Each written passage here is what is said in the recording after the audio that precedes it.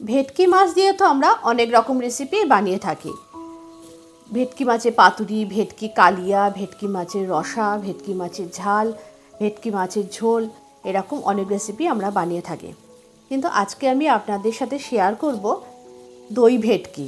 ছোট ভেটকি মাছ দিয়ে এই রেসিপিটি আমি বানিয়েছি। তাহলে চলুন দেখে নেওয়া যাক এই দই ভেটকি বানাতে আমাদের কি কি লাগছে।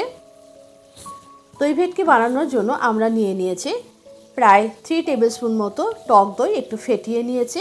একটা বড় সাইজের টমেটো একটু পেস্ট বানিয়ে নিয়েছি একটু আদা লঙ্কা পেস্ট বানিয়ে, আর নিয়েছি কিছুটা পরিমাণ পেঁয়াজ কুচি এবং কিছুটা পরিমাণ পেঁয়াজের পেস্ট এবং পেঁয়াজের কুচি দুই ধরনের ব্যবহার করলে সেই ঝোলের টেক্সচারটা খুব ভালো আসে। কড়াইতে প্রায় 4 টেবিল স্পুন মতো সর্ষের তেল দিয়েছি। তেলটা খুব ভালো করে গরম হয়ে গেলে আমি আগে থেকে নুন এবং হলুদ মাখানো ভেটকি মাছের পিস দুটো তেলের মধ্যে দিয়ে দিয়েছি এবং ভেটকি মাছ দুটো খুব ভালো করে আমি লাল লাল করে ভেজে নিয়েছি। মাছ ভাজাটা আপনারা আপনাদের খুশি মতো করবেন, তার কারণ অনেকে একটু মাছ ভাজা কম করতে পছন্দ করেন।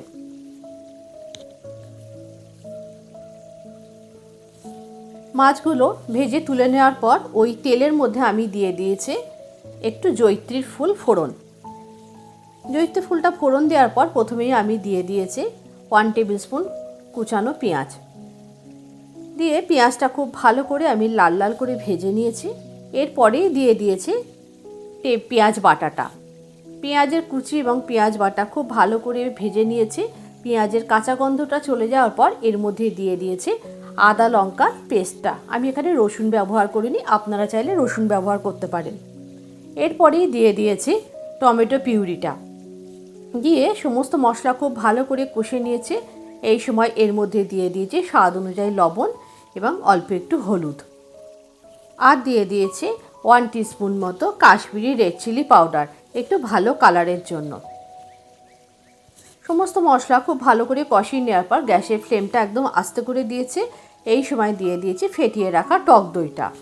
দিয়ে সমস্ত মশলার সাথে দইটাকে খুব ভালো করে মিশিয়ে নিয়েছি এবং ভালো করে মশলাটা আবারও কষিয়ে নিয়েছি।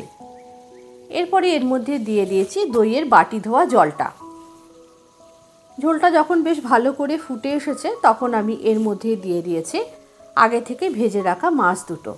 আপনারা কিন্তু ভেটকি মাছের বদলে এখানে কাটাপোনা মাছ বা আপনাদের পছন্দ মতো যে কোনো ধরনের মাছ দিয়ে করতে পারেন। ট্যাংরা মাছ, তাতেও কিন্তু খুব ভালো লাগবে খেতে। আর দিয়ে দিয়েছি টেস্ট ব্যালেন্সের জন্য অল্প একটু চিনি। আর রান্নাটা হয়ে গেছে, নামানোর আগে দিয়ে দিয়েছে অল্প একটু ধনেপাতার কুচি।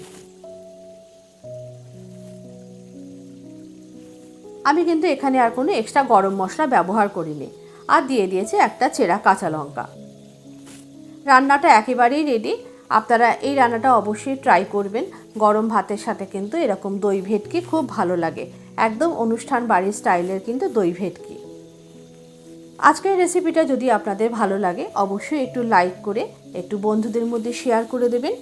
আর যদি ইউটিউব থেকে দেখে থাকেন তাহলে একটু চ্যানেলটি সাবস্ক্রাইব করে দেওয়ার জন্য অনুরোধ রইল।